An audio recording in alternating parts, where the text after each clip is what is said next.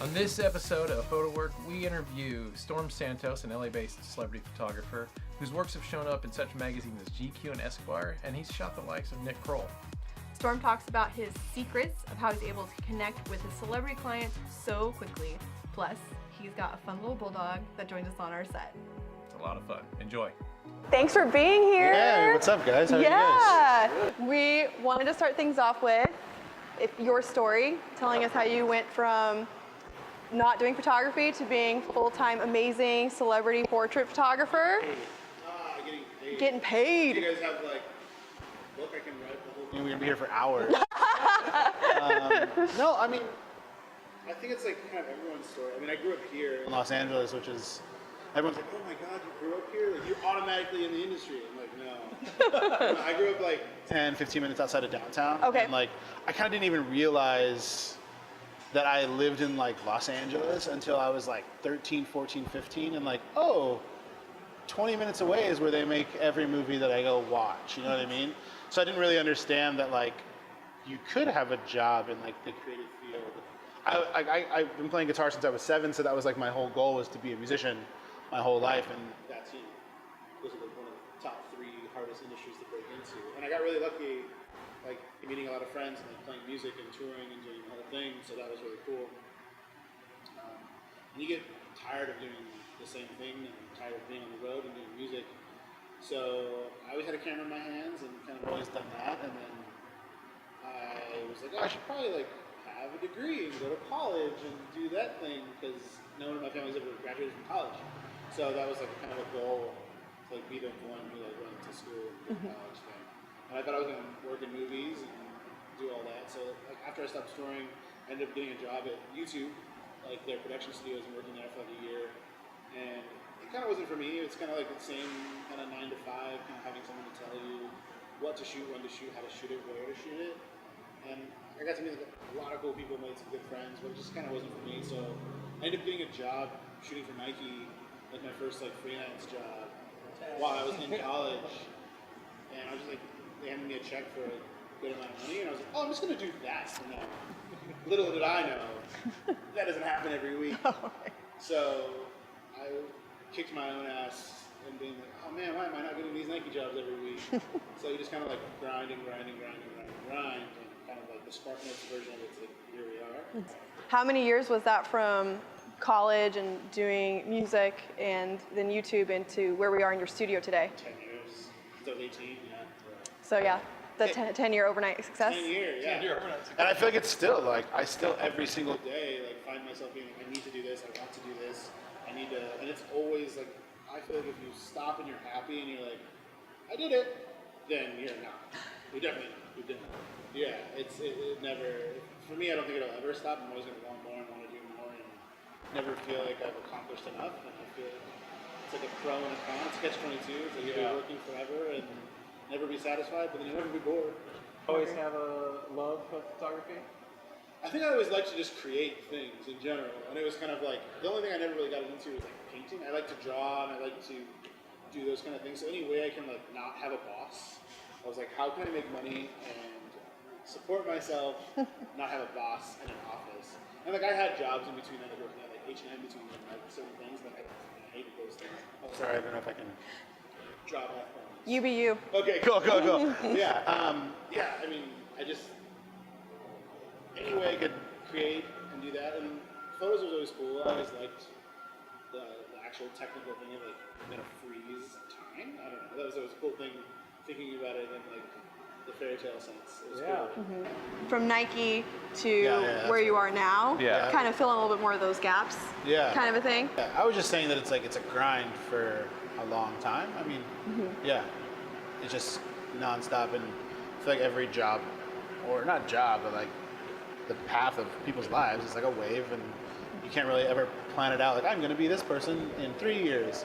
I think it's good to have those goals, but I think sometimes it's like, it puts people in a box, and I kind of hate that. So I'm just kind of like, cool, I live it by like, what kind of fire can I put out today, and not try to like put them out in 3 years. Like, I would lose my mind if I tried to stick to a 5-year goal. Like, that's not me. Couldn't do it. Was there ever a time where you thought you were gonna quit or you were gonna give up? Oh, all the time. I feel like last week. No. I feel like without those days, without failure, like the successes don't mean that much. That sounds like I just read it off of like someone's mom's wall. I think it has so much like validity in it, and it's like if you are only winning, the day that you don't win, it's like you just fucking blow your brains out. Like Devastation. yeah, it's like I feel like having so much failure early on, and I still have failure today. Like there are some times when you just don't get the gig that you want, and like that's okay. Like you'll get there. I feel like everyone, if you work your ass off and you're a cool person and like you're nice and cool to be around, like it'll follow. Don't sweat the small stuff. Don't even sweat the big stuff. Learn from it. That's what I do. Yeah. What do you love most about being a celebrity portrait photographer? Yeah, I think like we were talking about when we were shooting, it's kind of like I really fell in love with like those people's passions. Like they're so excited about what they do. Like it not being just like an actor or a musician or whatever, whoever has some type of status. It's like they got there because they're like so good at what they do. And I feel like bouncing those energies off, seeing someone who's like successful in their own right, being still passionate and still love what they do, like that gets me like so jazzed. And that's where I started to like move away from doing a lot of like the more fashiony stuff. It's just because it was just like, cool, let's do it, let's shoot it. This is what we need to shoot the product on, blah, blah, blah, and let's move on with our lives. I personally wanted to create images that would last 10, 20 years, not 10 months. And I thought that was like, I want to people look back at like this person, Google them, whatever, find my image and be like, oh shit, like that's so cool. I wanted stuff to last longer than a season. So that was like a good transition. And that's what gets me jazzed, is being like, hopefully these images stick around. You look at like Peter Lindbergh and like all these cool photographers, like their images are iconic and they're timeless. Your work is very energetic and full of emotion. And I wanted you to talk about how you accomplish this, especially with some people who may be kind of guarded, or they have a lot, they have people around them. How are you able to break down those walls? Right, yeah. I mean, you always have like publicists or an agent on set or like all kinds of things. There's a lot of things going on. And I think a lot of the technique that I use when people first walk into the studio, it's like, if the time allows, I like to like not immediately start getting them into the chair to like start doing makeup, or I like to be like, hey, let's get coffee, and like we'll stand right here in the kitchen of the studio and just like try to chat. If I can get a little bit out of them, it's like speed round dating, but like for getting to know the people that you're going to be shooting. Because if they can like get a little bit of who you are and you get to know who they are outside of just like the show or the thing that they're working on at the time, I think that's a good jumping off point to like, now you can like have a conversation while you're shooting. And I feel like a lot of the things I do is I just talk while we're shooting and just shoot around that. I don't really try to have them be like, okay, do this, hold it, freeze it, because then it looks fake. And people will when people see unauthentic shit, they will call you out on it. And I feel like those types of images, when you get to see realism, it's like, that's what resonates with people. People love to call out your bullshit. The internet has made it a great place at a great time as well. Is there a benefit to that? Has it like honed you as a photographer? Yeah, and I think when I was doing a lot of fashion stuff early on, it's like I had very like, not fabricated, but like very like molded shots that were just like, okay, we're doing this, don't move, hold that. And like, I could see like fall offs happen in that things, and I was just like, okay, it's not resonating as much anymore. And then when I started just doing more authentic, in the moment stuff, that's when it really started to like have a more upswing and like people liking things, which was I noticed, which is good. I mean, you guys shoot too, so you guys see that too when it looks fake. Yeah. It's fake. yeah. It's the worst. Yeah. It's absolutely And you shoot those images and you have them. It's okay. We got paid. Yeah, you got paid. yeah. Have you ever had a time where you weren't able to break down the walls? Oh yes, 100%. And those are the days you just gotta like roll with the punches. Like, don't get upset.